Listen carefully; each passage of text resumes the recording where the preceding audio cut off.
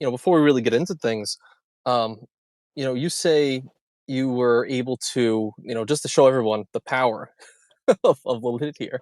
He said he's been able to amass millions. I'm not talking hundreds of thousands, millions of credit card points across Chase, Amex, and probably more.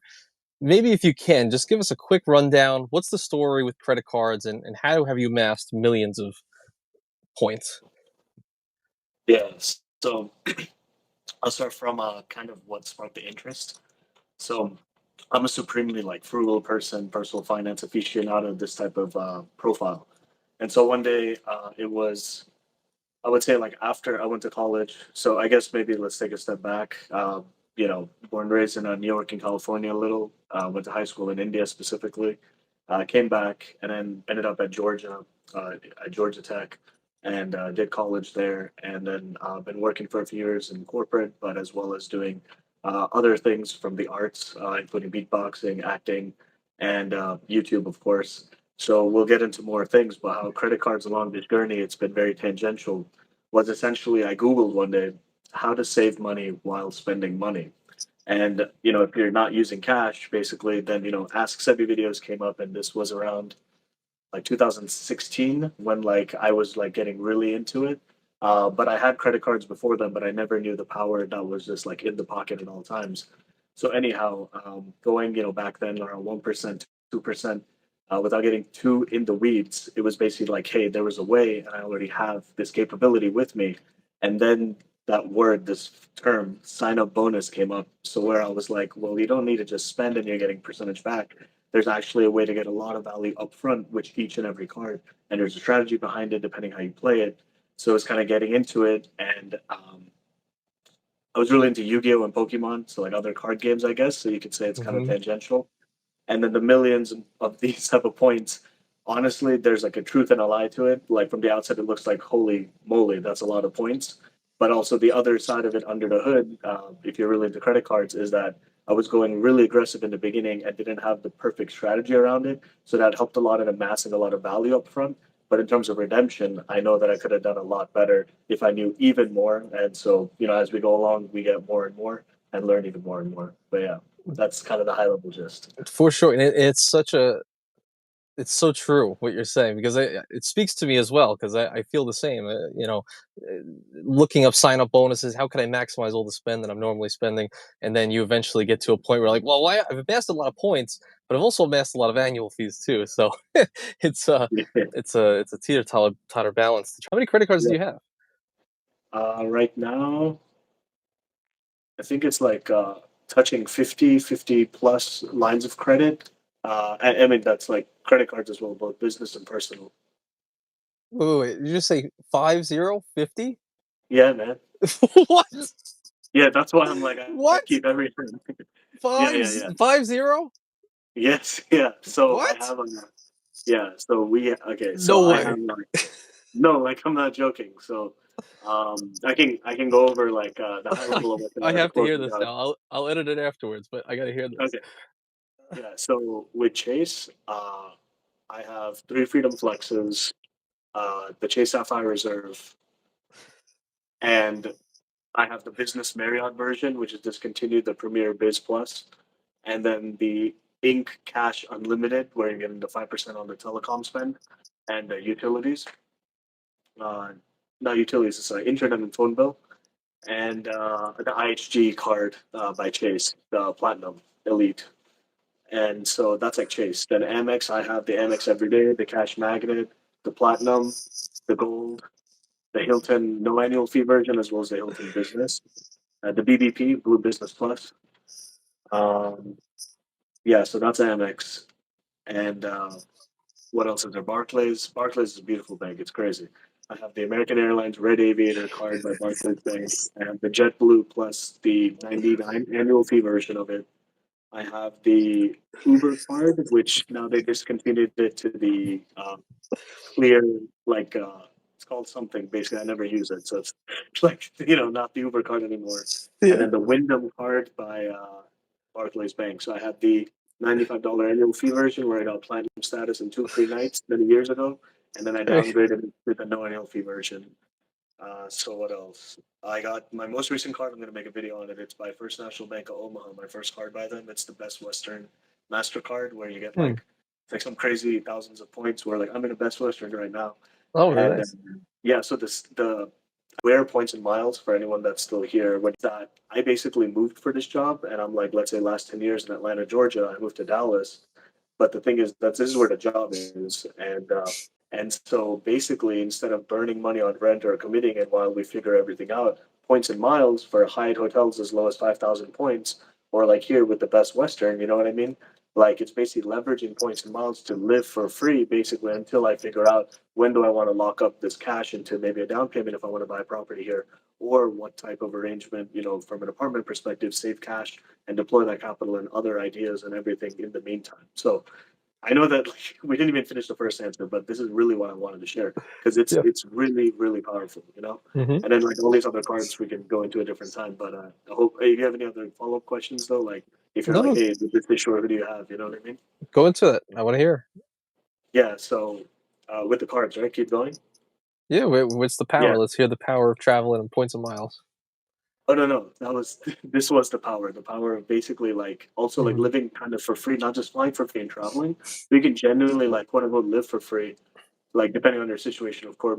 Maybe if you're married, you have kids, and depending on your situation, how you want to play, it's different. But for my situation, it's kind of niche, where it's like, well, I have a property in Atlanta, it's my like home, and I live there, let's say, but then I'm out here working. So it's kind of like, me using the points that I've saved up if I don't have a real use case in the short term of like flying with somewhere, just an example, then it's basically like, hey, I can use it to live for, let's say, 6 months. With I don't have that many points for 6 months, but the point is like, even if it's like a month or 2 months, that's like really a lot of value where Mhm. Chase and Hyatt, it's insane. Maybe a couple clickbait things. How many, credit card points do you think you've accumulated over your life? Uh, I would say in Chase, with Chase, probably 1.5 million around there, to 2 mil, that range. Wow. And then with Amex, I would say lower 1 mils, like not more than 1.5 million. I don't see how that would be. So yeah, maybe 1.5 million each Wow. on the lower end. Yeah. When's the last time you had to pay for a flight or a hotel not with points? Oh man, there's this Spirit Airlines where they charge you $50 to redeem your points if you book your thing less than a month, less than 30 days. So then I paid cash, for example, for like $37 for a ticket because I could have redeemed 2,500 points for that one way without Mhm. spending an extra $50 on top of their 560 taxes and fees. So in niche cases, I do, but for the most part, yeah, it's going to be using American Airline miles and Delta miles for the most part for domestic travel. Use a lot of KLM, Aeroplan for international travel as well as Avios. Gotcha. Make sure you're not overspending pretty much, you know? So that's Yeah. great. So have you said that well, maybe if you could give us some background on what you do. So I was always like an entrepreneur in terms of mindset, but I took the traditional route, went to college, and so for the majority of time, it was a mix of a field called management consulting, Mm, IT consulting, which it depends how you look at it. The skills could be, some technical skill set like coding to some degree or developing, but mm, also mainly PowerPoint and Excel. mm, It seems kind of basic, but really the core of the job is to understand how can you improve current business mm, processes, not just at the middle management level, but at the C-suite level, at the management level, such that you're able to understand the whole industry, the outlook, and can you recommend based on competitor kind of implementation strategies you're having either from a technical perspective mm, and specifically in the field of financial services. So like our fintech or P2P, right? Transfers. It just depends on which type of vertical basically the skill set is in. So for me, I love financial services, not just because of money, but then finance plus tech, so fintech, and then mm. consulting with different companies of how they can increase their top line and bottom line accordingly. So that's very broad, of course. So day to day, it can be, maybe I'm hands on keyboards, maybe I'm leading meetings, maybe I'm talking to the client, understanding their gaps, pain points. Mm, What else can we do within the team? Recommendations. So it's a multifaceted kind of, you could say, career or job. mm, But doing that type of field, a lot of people say, hey, going into investment banking or management consulting, you can kind of pivot to anywhere else you want. And Hmm. so after 5 years of experience in that field, I actually transitioned to full time with one of our big four banks. And so right now I'm at Citibank Hmm. specifically. And what I do here daily is our applications. If you're on the City mobile app Hmm. and you're going to apply, let's say for the custom cash, double cash, etc., that flow, basically the application flow to get you to finish your application. And so essentially it's a department of acquisitions to increase, the number of accounts and potential conversions for a city for the products that they're offering. And so it's not just cards for me. I'm a product owner is the role's name. And specifically for the city mobile app is kind of my responsibility. Hmm. And how it came upon was pretty much a skill set of the previous career side, but also the fact that with the channel and during the interviews, they were like, okay, this guy actually wants to be here and he's not just another worker. Hmm. And I think one and two went together, and it all started from YouTube, really learning that, and then going fast forward, and there's so much more to unravel, but that's the gist. Well, I know you're not allowed to technically you're not allowed to speak too much on it, but could you kind of give us a little bit of how that process worked out? Like, how did you go from making videos on credit cards to an actual one of the big four banks reaching out to you for a job? Like, what was the process like? Who reached out to you? What was that like as you So hydrate? yeah, so I wish it was as cool as it sounds like. Oh man, they were reaching out, but how it worked was it was more the fact that when I had applied, it was the fact that whatever I talked about, they were like, okay, from so let me put it this way. First, they didn't reach out, so I did apply. So that's like, Oh, just a fact. okay. Yeah, but going through the process for them, because of the way I compared YouTube to basically what they were trying to achieve in that department, which is, for example, with YouTube, retention rate, or for the viewer to watch, let's say all the way through, or not jump off at certain points. Similarly, in kind of the digital space, for what they were trying to do in terms of their application flow, especially on mobile, it's trying to get someone to put in their income or their actual details in such a way that, hey, that drop off would hopefully be less and then get them to the end, such that they submit an application. And then Mm, based on the back end details, they could get approved or not. So it was really more the skill set that aligned in both ways, where I wanted to understand more and learn more. And the future from this role, really, where maybe the credit card niche for us, it's even cooler, is like knowing the metrics and the data of the actual applications itself means the next step would be, let's say, hey, there's a new product down the line or there's an opportunity somewhere somehow, right? And so there's a strategy of these new products that could be released. And so that could be a next step, let's say for me, from this role being on the more ground and then influencing the next product that comes out, which is like full circle from like learning about credit cards, but then being able to influence what's actually coming to the market, which I think is pretty cool in my opinion. that's so interesting. Again, to put you on the spot, is there since you're kind of on the inside of everything that a lot of us talk about, is there any secrets out there that you can talk about that maybe a lot of people don't know about applying for a credit card or even in just the way that people are targeted for certain credit cards? Do you have any insight on that? And maybe just some general advice that someone could have to apply for credit cards to like always get approved, something like that. Man, that's a good question to put on the spot. Yeah. I would say there's two sides to it. There's what we see, from maybe an application perspective, but what I didn't know until I learned afterwards, and you can take this as public knowledge because I won't be too specific, but there's other parties, kind of like the invisible hand of the market, which we don't see. So in the background, there may be legal or fraud or compliance who may have certain decision making power around certain criteria around applications. Or for example, with let's say a recession incoming, generally maybe credit tightens just in the overall economy. So what that means is you may be the perfect candidate back in the day getting back-to-back approvals, but now you may not see it, but it's not because of you, it's because of maybe the bank not wanting to lend. Whether it's Citi or anybody else, it's pretty much all across the board the same. So Hmm. what that means is, for me specifically, let's say I had about getting approvals, especially in the beginning of my credit card journey. If I didn't get an approval, I'd be like, oh man, what's wrong with that bank? Instead of like looking at myself. But here, you may be perfect, but you may not get approved. So it's almost saying if you're wanting to get a card, you can justify it or annual fees or otherwise, and you want to go get it, just apply for it because it's not always going to be you. It may be almost beneficial that given their kind of strategy in the back end, they may want to increase approvals by being less stringent on credit kind of score and certain criteria.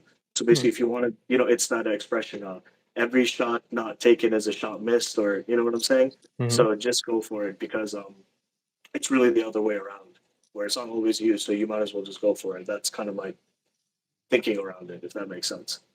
That's pretty interesting. Wow. And how long have you been at this job? So this job is coming up on a year. Um, but everything else, kind of corporate, I guess you could say, like around 6 years total, 6, 7 years, Gotcha. something like this. Yeah. Gotcha. Interesting. So I guess yeah, about 6 years in this business. What did you do? Because I know you had a pretty interesting upbringing and a unique career path that a lot of people would not take. Career path, however extensive it was for you. I'd like to learn more about it. You kind of alluded to at the beginning. What's the whole deal with beatboxing? Yeah. I want to So, hear it. like actual beatboxing, you I want want me to to hear your beatbox first? story of how you got into it. Well, okay, fine. So showcase for everybody if you want to your skills and tell us the journey of how you got into it and how it led you to here today, Okay. All right. I'll if beatbox you for the want time to. of the day, and then we can talk. So that Okay. way it's like, one Yes. second. Is it too loud? It's It's a good. fine. That's perfect. Okay.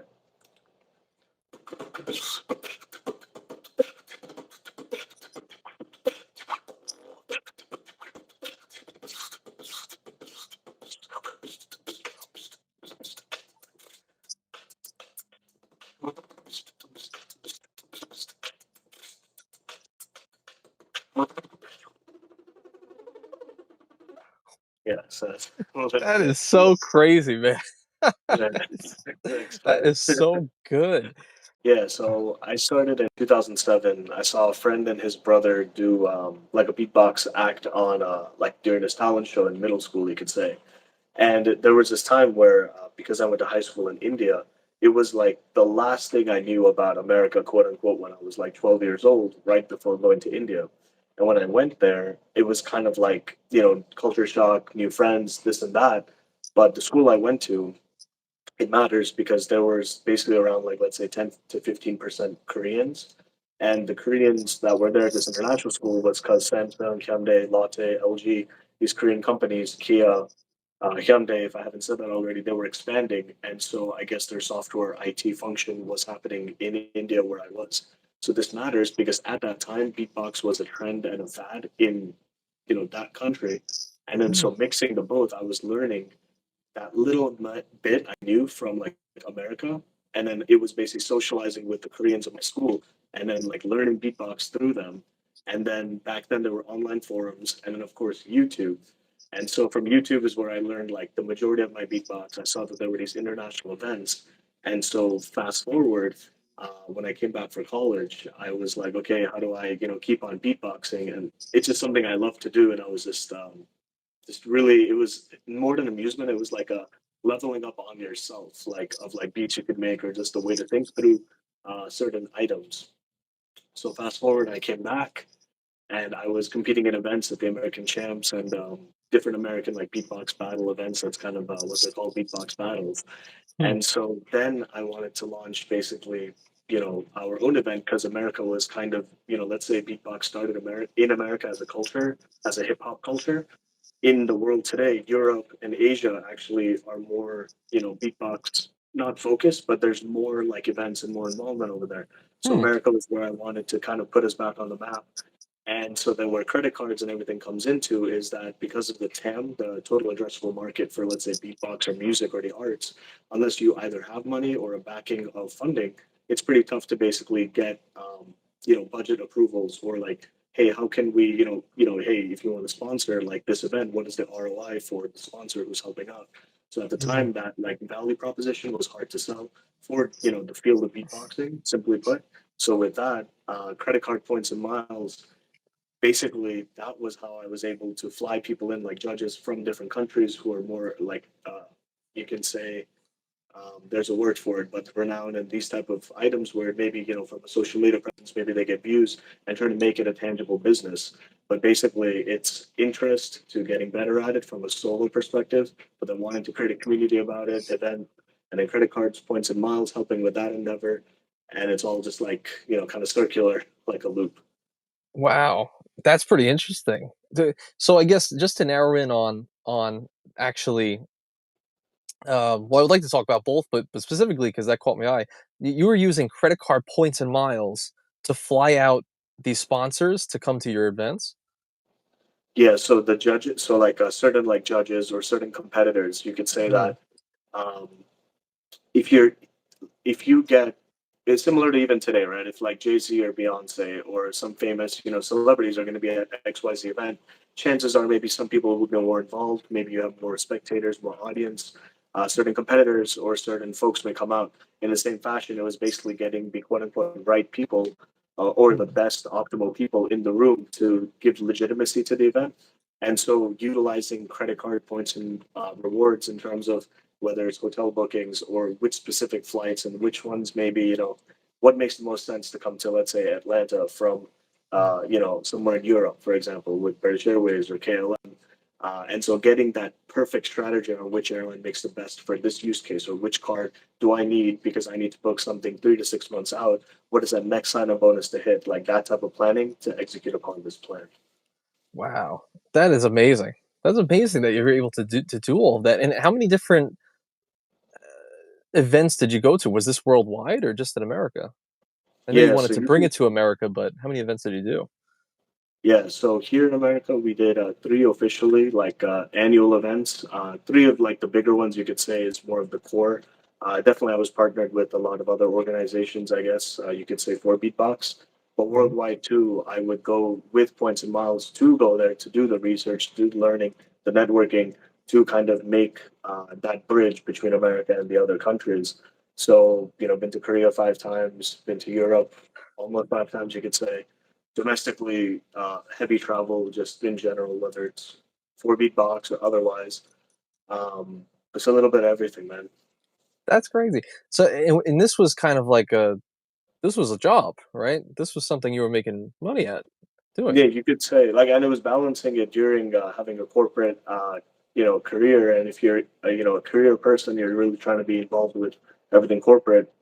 It's not easy, not just taking PTO, but like paid time off. But you can also, basically working those evening hours late into the night whichever way to make things happen just because you want to. And so it's like it's like working two jobs, you could say, like indirectly, if you know what I mean. So it wasn't enough to maybe support a full time.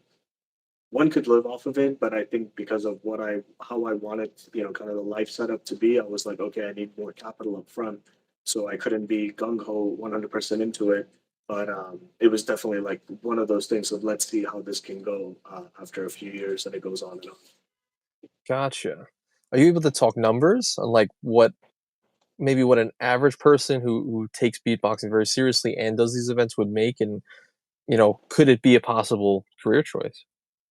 Yeah, I think it's gonna be depending how it's kind of like how with COVID happened, there's different income streams and sources on how to make money. So for example, back in the day, you would have, let's say, one-off performances, right? Or maybe something with MTV, just an example, right? Like more guest appearances or TV shows. So from that side, from everything, you could say from the studios, like I'm talking Universal Studios or everything LA, there it could be let's say you get paid 20K, just this is very arbitrary, but 20K for one contract and you're working once in those 3 months, right? Mm, So again, like in the full year, if you're working beatboxer, you got to be really at the top of the top. And even then, there's no guarantee. So I wouldn't say it's the most viable in that way, but that was back in the day.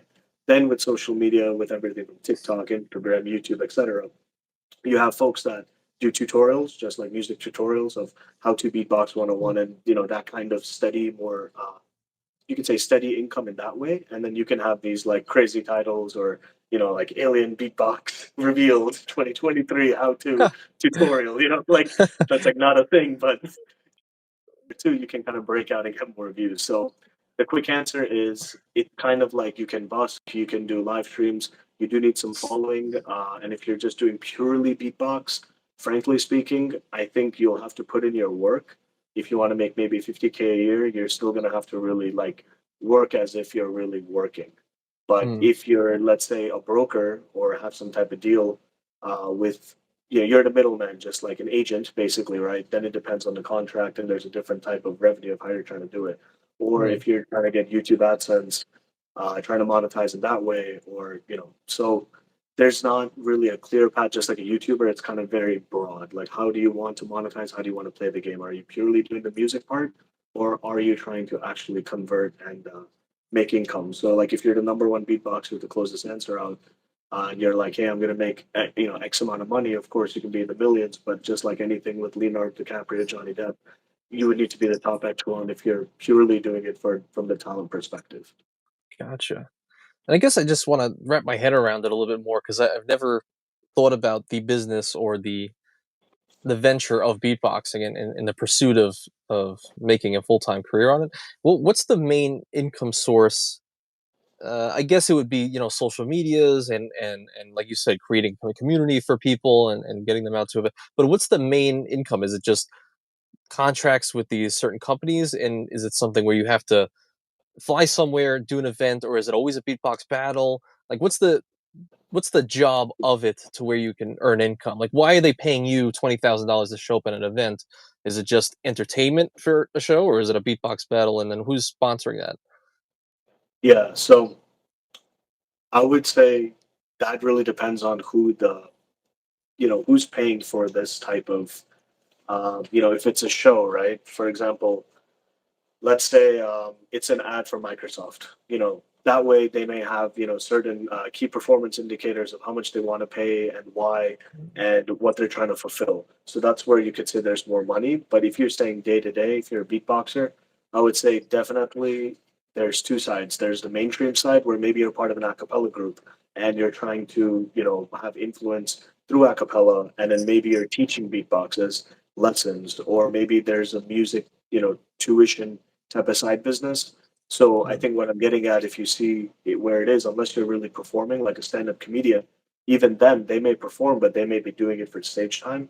So there's mm, not a real market, is what I'm trying to get at with beatboxing. It's mm, kind of like someone beatboxes because maybe they do just like magic, but how they monetize magic, whether that's yeah. AdSense tutorials for YouTube or shows, or doing their own thing separately, like AGT, America's Got Talent with Shin Lim. Mm, So I think it's not the best answer day to day. Like, hey, I'm going to be a beatboxer. I'm going to do these 10 bulleted of a job responsibilities. It won't be like that. It's just like an actor. Like, do you want to be TV, film, backstage? You know what I mean? So it's very up to the person. makes sense. I guess shifting gears a little bit, you mentioned going to Korea 5 times, and growing up in India. Um, well, one, what's your favorite country that you've been to? I always like to ask. Yeah, I would say it's all about the people. It sounds like a cop out answer, but I would say Korea for the food, Mm, and just like kind of the easiness to get around and back and forth, and being very like quote unquote developed, relatively speaking, mm, for Asia. So, but it's the people. Like if I go, let's say the Swiss Alps, I always think about it. If I'm at the Alps, but I'm just alone, I'm like, okay, this is cool. But after some time, maybe I'll be like, oh man, it'd be nice to share this experience with someone. So, having friends at XYZ location is where it's at. I haven't done a lot of solo travel. Is kind of what I'm also getting at. So that also could be really fruitful. I've just never really done a lot of sort of solo travel. Like when I have, it's usually like I know at least one other person that's there, and mm. we'll talk shop, but also do a little tourism and these type of things. Interesting. Hmm. And it's crazy. How many different countries did beatboxing really take you to? Like it's almost it can take me even further if I wanted to go to like South America. Like I've never been to South America, but there's Mm, like the scene down there. Um, I think the coolest thing is my friend. I'll share the story because it kind of answers everything. Uh, One of my friends, he went viral on YouTube, and it was like a 10 million plus view video. And mm, the Ellen Show reached out to him, and he didn't know enough English to, even know if this was really an Ellen from the Ellen Show representative reaching out for him. And yeah. he was like, "Hey, Lilith, is this real?" And I was like, "Okay, let me make a call." And it was actually them. And he had no manager at the time, and I kind of played as pseudo manager because of the experience I had in the acting realm.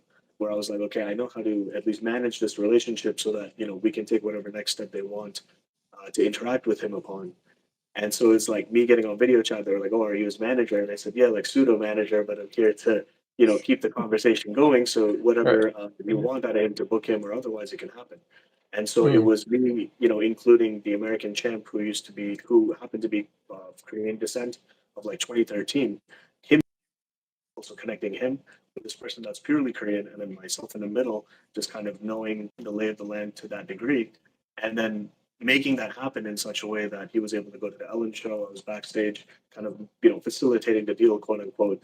But it was this full circle of all these learnings to make that happen. And so where it's taken me to different countries, but also like all of that outreach has also brought it back to like a pretty high level um, like play of execution in America, which I would have never. I can't plan for that. It just kind of fell into the lap. I was like, wow, this is crazy. So yeah, Wow, that's pretty wild, man.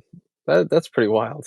yeah, Having to negotiate for your friend who just went viral, for the yeah. Ellen show. Did he end up going on the Ellen He show? he did he did he went on. It's his name is Big Man, but yeah, there's some stuff on there. Um, Wow. So they wanted to him to teach Ellen like, oh, show the basics of beatbox, this and that. And you also see how fast paced kind of the production is, where he still did his thing, but you learn a lot by being on set where, we may see something on TV, but the execution is very back to back to back. Like she comes, she does her thing, leaves to the next studio next door for the other show that she's a part of, and that's a different life for them too, it's very involved. So yeah. Interesting, and I think you have a little bit of extra knowledge behind the scenes on all of that stuff going on and production and just how fast things move, right? I think you have had some sort of, run with acting? Yeah, so I used to be primarily a theater actor, so primarily on stage. It was what sounds like my Hmm, younger years, but I was the kind of the lead at that time, like main cast and like the main protagonist, kind of you could say for a lot of plays, hmm, English spoken plays in India, and the expectation is for me to use a British accent when I act as lead. So I can't speak like this normally. I would, actually need to say my lines in a certain way. I'm laughing because it brings back memories, but yeah, from a TV perspective, there was like these child actor times where I was doing auditions for like commercials for Go-Gurt, Cinnamon Toast Crunch, and these type of things. really? Yeah, but auditions, so it never landed, in the end. At the end, so just kind of like a heads up, right? But that was a cool experience because how it works is you have casting agents who kind of see you as talent, and then they try to make quote unquote business off of you, not in the bad Hmm, way, but it just you make sure that everything makes some sense, and then you keep auditioning, and then you get something. But yeah, theater in kind of that. It's high school years. It seems young, but actually the production was really like real. Like I would work 4 to 6 hours every day after like going to school or whatever, like 6 days a week minimum for multiple years. So it's very real, I would say. wow, and just being in, Go-Gurt and Cinnamon Toast Crunch commercials, how was the pay for those, can I ask? Yeah, so those when you're auditioning, you're the one paying the academy. Right, They're yeah, meant basically for those to come through. If you do back them, I've had colleagues, back then we're talking back then means 2000 and 5, 6, 7, those type mhm, of years. It depends. Like maybe let's say 5K, 10K. Of course, there's X amount of tax you pay on them. But as a child, I don't know how the finances managed after the fact. Like let's say you get paid, but then I know if you're under 18, maybe your parents manage it. Maybe that's like a totally mm, different ballgame.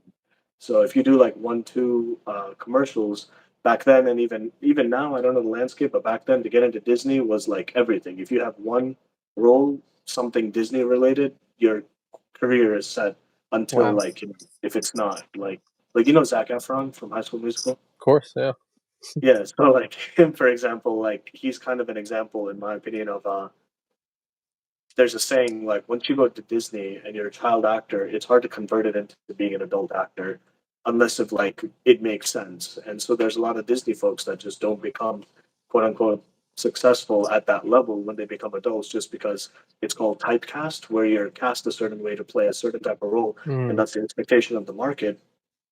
Hence, it's unfortunately, becomes like, oh, this person, if we see, they should only, we only see them in horror movies. If we put them in a comedy, it's, oh, why is that person there, or vice versa. You know what I mean? Yeah, There's definitely some folks like even in today's landscape. I'm trying to think through, but I know we're live, so like maybe I think you know what I mean. trying to cast Adam Sandler in like a really serious like Yeah, mafia movie or something. Although he yeah, did play the cobbler, so yeah, it that's was true. a little bit more serious. Yeah, yeah, That is so exactly. funny. And you speak a good amount, like a lot of this. I mean, acting was a little bit after, but a lot of your memories do kind of bring you back to India. I guess growing up there and learning everything that you know now from the culture, um, or the yearning for American culture while being in India. Can you speak to that? How when did you were there till you're 12 years old? Yeah, so I was there for like you could say eighth grade and 9, 10, 11, 12. So like pretty much in high school, uh, pivotal, puberty years, you could say, where Yeah. my brain was kind of turning on and everything was becoming more real. I would say. I think before, that expression, you're the average of the five people you surround yourself around. Yeah. So it was similar like that, where I didn't have proper discipline or habits, you could say, around studying and these type of things when I was like in elementary school and middle school. But there's an expectation in the culture to like study. And so instead of it feeling like, oh, studying is kind of like you're a nerd, that type of like stereotype, in India, it was like everyone studies regardless and has fun, like Hmm. however they're having fun. So because of that, it was like so normalized to study. It's like if you don't study, you're kind of weird. And so I Huh. think that actually pushed me to get a lot of discipline unknowingly. And it was a good influence for someone like myself where I got, like, even today, I have a skill of I feel that I can just go to long hours or keep on going. But I think, what I can always improve upon is like kind of like what is the bigger picture and how do I get there? But at least I know that I can sign myself up for the effort, which, I don't, it basically helps me not use that, oh, I'm lazy or I don't want to do it or I'm unmotivated. I get that feeling of like, no, like just push through it, like keep going.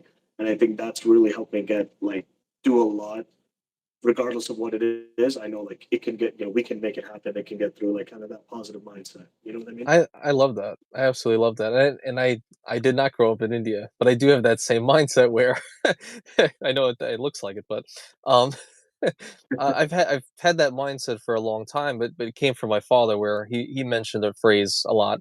I have the same two hands that everyone else has, and to me that just means, oh, I could do everything that anyone else has done. So if they've done it, I could do it too. And I think it really lends to a lot of power, especially if you've done something really early, like for yourself, maybe you got really good at acting and in drama and stuff like that, or you got really good at beatboxing. You're like, okay, I just put X amount of time into something, and I become maybe not an expert, but I get really good at it. So Yeah. I love that mindset. And it seems like it really has taken you into a lot of different fields, that determination and that consistency. Um, so I absolutely love that. So I guess, and a lot of people don't know, but if you go really back into Lalit's history, on his YouTube channel, his first videos, I believe are like 10 years ago, and it's all beatboxing. And then somewhere along the line, he transitioned to finance. So could I ask, what was that transition? At least talk about your YouTube channel a little bit, because you've amassed almost 2,000 subscribers, and you haven't posted like a million videos, which is good for you because comparatively you're doing well. A little bit of videos, a lot of subscribers, people like your content. So how did you go from that transition to posting beatbox content, and why even start a YouTube channel in the first place, and why talk about finance? Yeah, so it's so I'll share something that I always used to think like, oh man, I shouldn't share this. It's embarrassing, but it's something like a lesson that I learned the hard way, which you could also help. So I started, posting casually, let's say back in the day, like 10 years ago. I think like everyone had a Facebook profile, everyone had something. So the first kind of, couple of beatboxing videos and these things were just kind of more how to get into certain competitions was like upload a video and, submit it for this thing. So it was just kind of doing it. But over Mm, time, when it comes to everything financial, I um I basically started working, out of college and didn't really know what happens, after the fact. And then when I started working, I was like, this can't be it, right? Like, is this it? Question mark. sure. And, kind of reality set in. And so then starting on that commute, I had a commute of an hour each day, heavy traffic, these type of things. Hmm. And I would listen to everything YouTube from YouTubers such as Graham Stephan, Meet Kevin on their come up, Sebi when he was below like 20,000 subs when he was posting every day, Wow. 5 p.m. Eastern. And I would always want to be like, oh, first comment, first comment. And I was learning so Yes. much from him, genuinely. And what happened was, reading books like Audible, reading books on like 3x speed, where I used to think like, and there were points where like I don't even know what's going on, but I would be like, I got to slow it down. But the point is, there was a point where I was so thirsty for knowledge, for what are the other kind of potential ways to quote unquote make money. And understand how money works. How does it work from an economic perspective? The government, interest rates, how do they affect the stock market, real estate? So also then finance, how can we get to quote unquote where we want instead of the traditional 65 years of retirement and all these things. So when I started learning a lot, I was like, man, I wish someone told me this when I was younger. And then understanding more about the system, how it works, and why they don't tell me what it is. Me making the channel is basically a way to share, kind of mistakes along the way, give you an optimized path to get to XYZ place. And starting it out, the reason I restarted, I guess, in the personal finance niche, but during kind of the more COVID times, was this was the part that I was embarrassed basically to share is I was monetized when I was like 14 years old on YouTube in India. And back then, there were no videos in front of your ads. There's just these pay-per-click PPC where you have ads on the side. So like if someone clicks it, Oh. maybe you get like 50 cents in AdSense. And 50 cents when I was in high school and that to in India, like you're talking about two chips packets and a soda and a treat and those type of things. Right. So I clicked these ads 10 times, unbeknownst to the consequences. And I got like $5 in AdSense in the account, but then basically they were tracking how, is it natural or not. So I didn't just get banned on my AdSense. I got banned for life on my social security number with Google and AdSense. What? So yeah. So what happened is, fast forward all these years, I was like, oh, I'm not going to post to YouTube because I won't, be able to, uh, at least make AdSense money as a, is it worth my time basically to spend?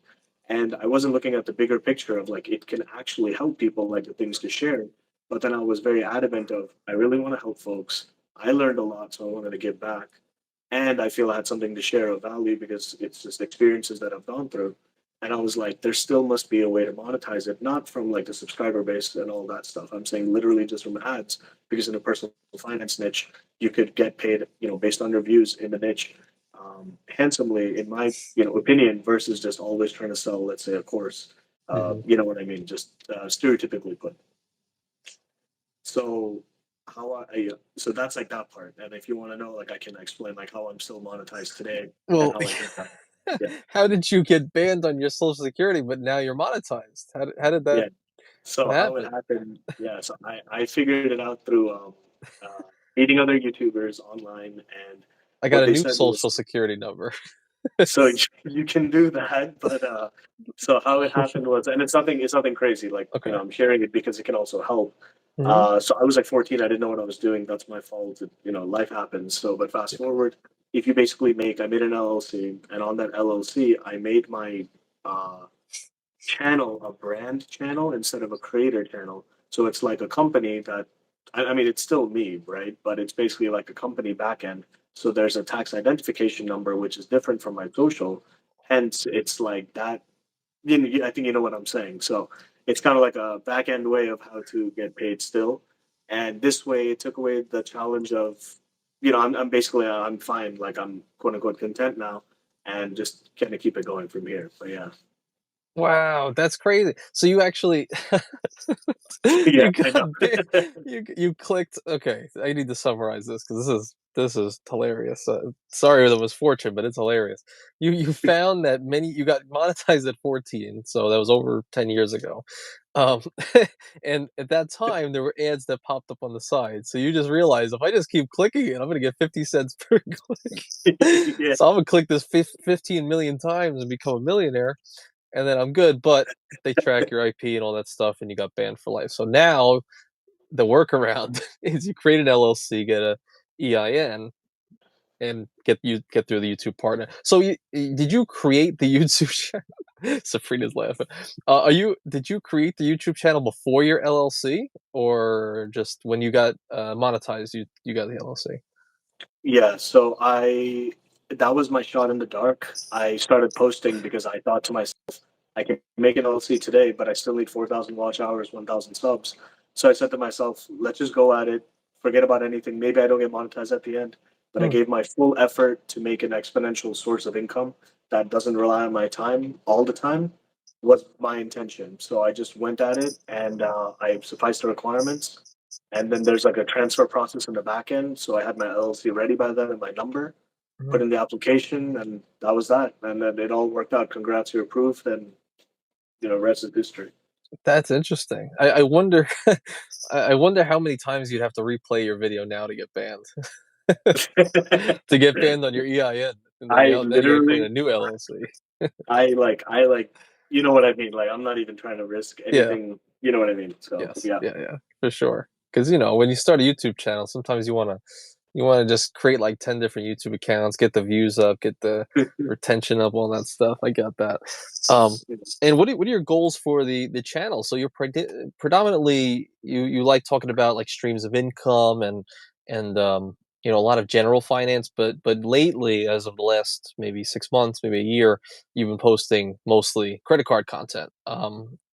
Any reason for that shift, and what's your goals like for the future, you think?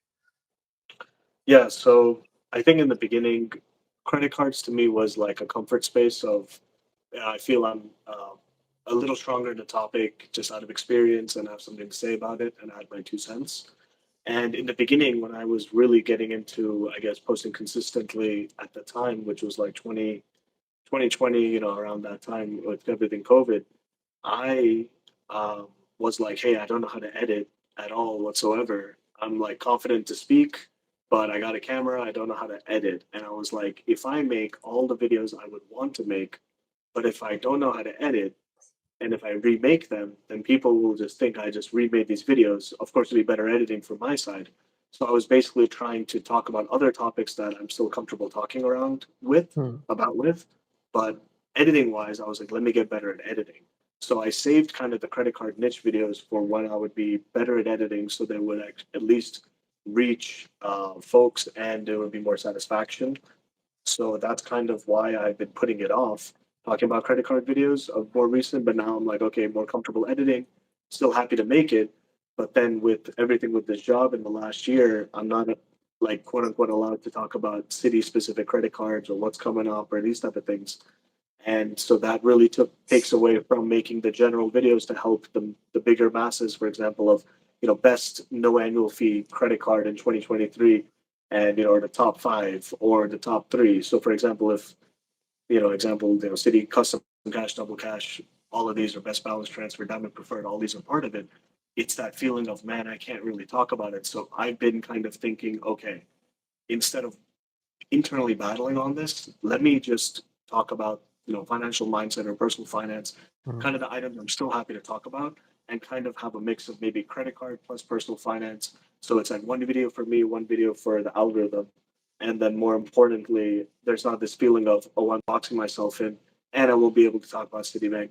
So let me just still talk about credit cards because whatever reason, I really want to set it up in such a way that, okay, step by step, everyone's getting something, and we hope for the best, right? So Makes sense. Yeah, for sure. And it's interesting you have such a forward-looking mindset on that. You had the thought to be like, "Okay, I'm not that great at editing right now, but I know I will be once I post X amount of videos, so let me just save, like, my favorite videos for when I'm better at editing." That's something I never would have thought in my mind. In my mind when I first started was, I'm just gonna post whatever I can and however I can. So, my editing, what it was at that time was what it was, and I didn't save anything because I heard from other bigger YouTubers like, oh, any video can do well if you post it. If you have 0 subscribers or more. So that's interesting. You had that forward looking kind of thought. Well, if you were to think about your channel, I get you're very busy and with your main job and stuff like that. But if you had a vision for what your YouTube channel would look like, and maybe just 2 years from now, do you have any thoughts towards that? I feel like you do. Yeah, do you know the YouTuber Jake Bro by chance? Well, I've seen the name, but I haven't Okay. watched. You know Brian Jung, right? I assume. Yes. So similar to them, in a perfect world, I think about it like verticals in channel where you have a vertical of credit, a vertical of stocks, a vertical of personal finance type of videos in a perfect world. And what that really means is there would be like it's like playlists where it's all these skills for this one central base. And what I've learned the hard way is I know YouTube doesn't really work like that. So I'm kind of thinking, okay, because the main channel is my name, I'll talk about let's say credit cards and personal finance slash financial mindset slash like budgeting or things to stop buying that save me more money, these type of Hmm. topics. And I'm honestly thinking, and I've been going back and forth myself a million times on this, do I create a second channel, a third channel, one for purely like how to with the stock market, step by step, like tutorials, one for very specific, just option strategies within the stock market. And like, if you see where I'm coming from, like, and just having this internal debate of, I love to post on the channel, but if you have so many different audience bases from an algorithmic perspective, it's almost like you're not reaching the audience that really is even looking for this or wanting to look for it because you may not rank as high in Hmm. search or otherwise. So it's nothing against anyone else, but from positioning yourself to give the same message from a monetary perspective, creator wise, but also from the information perspective to the viewer, I'm like, dang, like I know the truth and the numbers is probably like keep it all siloed, but that's a lot of effort to keep everything up on a consistent basis uh, and it's not excuses, right? It's about how do you actually do it instead of just having a great thought about it. That Yeah. execution is supremely important. So, summary answer is I'll still talk about credit cards as the intention and probably go to the more broader personal finance realm. And then everything else that's more technical, when it's stocks, dividend growth investing, or certain strategies, I think it has to maybe be quote unquote a different channel. It's my thoughts. Now, I don't know. I'd love to hear if you have any thoughts on what I just said. But yeah, do you, man? Yeah, it's something that I've toyed with too because I do have a love for real estate. I'm a real estate agent. I do have a love for stocks. I invest in stocks and credit cards and budgeting and how to live cheaply and all those things. Um, but I think one thing you could possibly do is, well, one, I don't necessarily believe that it matters uh what you're posting, so long as that it's doing well and people resonate with it and you create a following.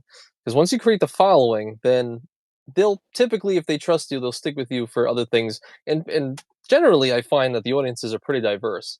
Most of the people that are either watching the stream or are in my Discord and stuff like that, they all came from credit card content. But we all only really talk about real estate for some reason. So they're all really into it. So I find that the audiences are a lot more dynamic than you might think. um, but I think the most important thing is to gain the following first, and then you can take them along the journey with you. So if you're looking to maybe get into stocks, I mean, you've talked about it already, but let's just say you're only posting credit card content. One thing you might be able to do is, okay, here's my Charles Schwab Amex Platinum card, and I can now take those points at a 1.1 cent per value ratio, drop it into the brokerage account. And then once it's in the brokerage account, okay, this is how you would invest it. And maybe this stock because this one does this stock because maybe there's some potential upside. And this is how you can kind of maybe bridge that gap and be like, huh, I didn't really know about stocks before I clicked on this video, but now I do. That's interesting. Does he have any more? You know, something like that. Possibly. Although I will say I do agree in one way. I think for you personally, you seem to be pretty busy. I think you probably should just hammer this one channel and just grow a huge following. I think if you did section it off, you'd probably just lose focus on whatever one that wasn't the most interesting at that time, and they'll all eventually fail. So they could all do well, but I just think your time is probably better spent the channel that you've built up. Keep building it up. Find a way to bridge that gap with your audience. And some things that we love to talk about, maybe just don't talk about. I love the options talk. I love all that stuff in the market and real estate, but I just don't talk about it. Although I will say, in another side, to agree with you, I was also planning as well to start a second YouTube channel for real estate only, but it was different. It's going to be different and very low maintenance. It was going to be literally me driving and talking or at a house and in a open house and just have the camera following me, and it'll just be barely any editing. So I was like, I can't put that on my main channel because it's just not It's just not anything similar to what I want it to be on this channel, where it's like decently edited and mostly like credit cards and stuff like that. So I think if you really have a really high second passion, it has to be low maintenance, and then you know put it on there. But otherwise, I think you probably should hammer. My advice, my 2 cents, for my smaller channel than yours. No, no, no, I think that makes a lot of sense, and I appreciate that because I think that's like the reality is getting spread too thin. We already know, so that problem. No, thank you. This helped a lot more than you know. I appreciate it. Awesome, Appreciate it. man. Well, we'll even just think of like your you mentioned Brian Young earlier. I mean, he started out in credit cards, went into crypto. Now Right. it's going back to credit cards. So it's like you can kind of you can they're pretty dynamic. I think you can just, as long as you're constantly giving value and you're a trustworthy person. And I always told you you have a very nice face and a great smile. You look very trustworthy. So I think as long as you have that, people will follow. Like if like because me, Kevin, or Graham, they can make anything. I'm gonna watch it. I don't even think about it. It could be playing tennis.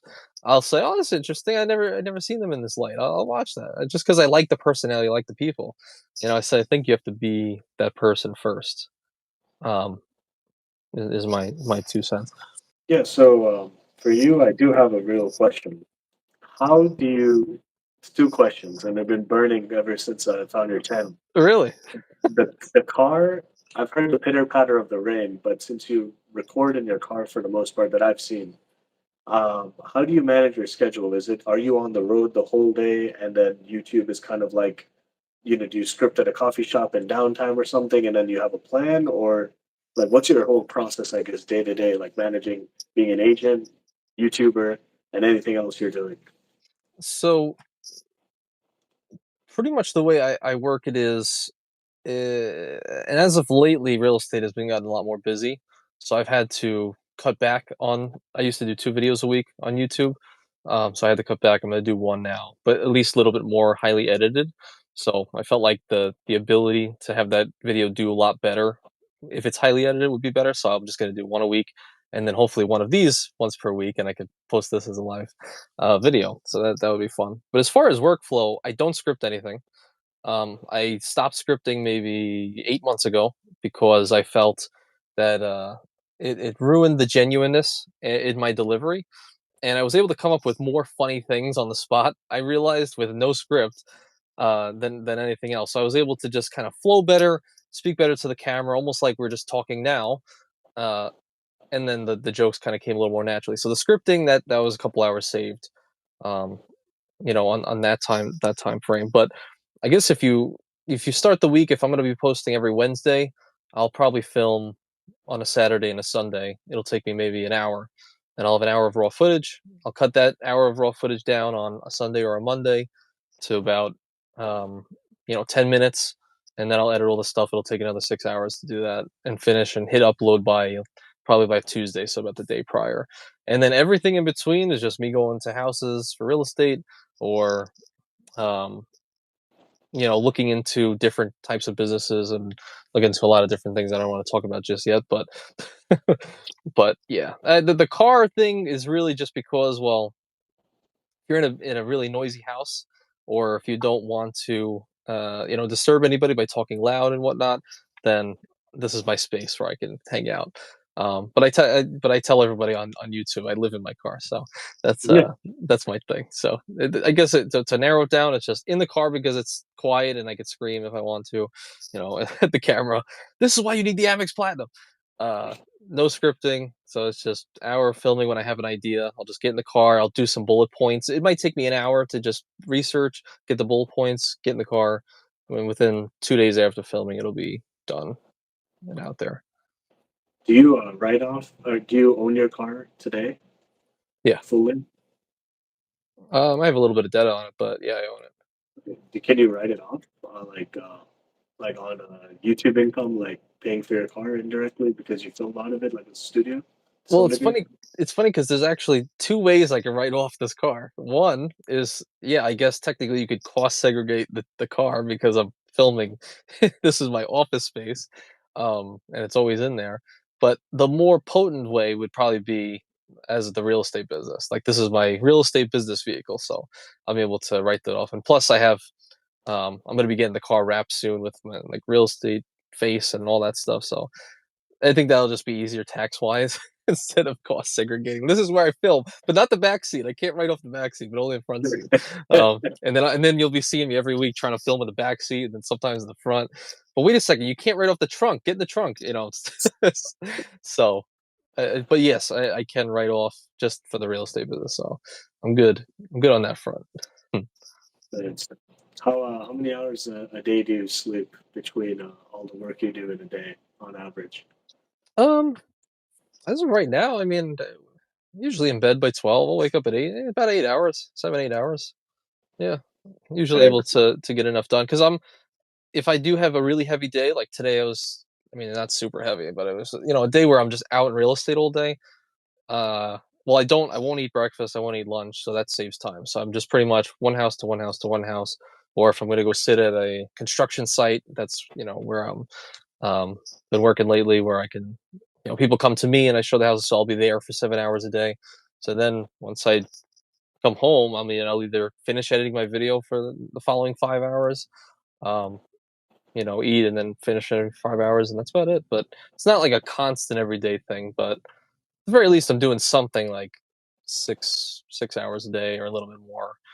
Or it's really 24 hours a day if you're just thinking about content. And I'm also doing stuff on Twitter. I'm putting stuff on Facebook, Instagram, community posts, shorts, filming, all that stuff. I guess my last question for you before we sign off is Yeah. it's actually an abridged version of a question that you asked me on a live stream once. You've come into my live streams and you've asked the most obscure, interesting questions I've ever seen, and that's kind of how we connected. Sabrina asked, "How do we connect?" Well, that was the first thing. I was like, "You have really interesting questions," and then we spoke on Instagram and stuff like that. So I have an abridged version for you, and I wanted to ask you to close this out on. So I wrote it down. Let's see. You could either get approved. You could either you could either have the choice to get approved for two credit cards that you don't have right now, or you can keep all of the cards that you have. Or sorry, let me say it again. Whoop. Let me go back. You have to do the beatbox. Whoop. Okay. um, right. Yeah. Okay. So my question is, you could either get approved for two credit cards that you don't have right now, but you have to cancel every other card that you have in your arsenal, or you have to keep all the cards that you have right now for the rest of your life. I think for me, it's a no-brainer. I would definitely keep everything I have.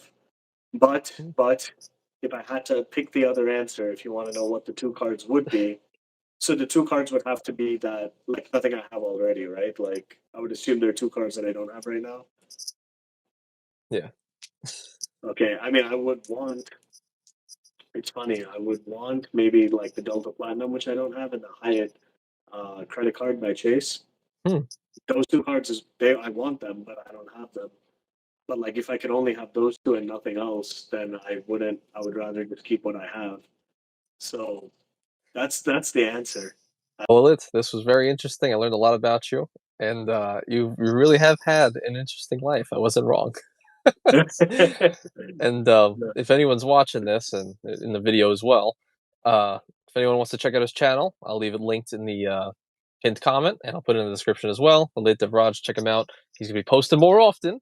We're gonna have some great videos coming out. He's very logical and thoughtful. So, thank you so much for doing this, man. Yeah, man, of course. Thanks for having me. You know how it is, and I'm sure we'll talk even outside of this in general. So Yeah, I'll probably call you after. yeah. All right. Sounds good. Take care, man. And take care, everybody. Thanks for watching. You too. Thanks, everyone. Bye.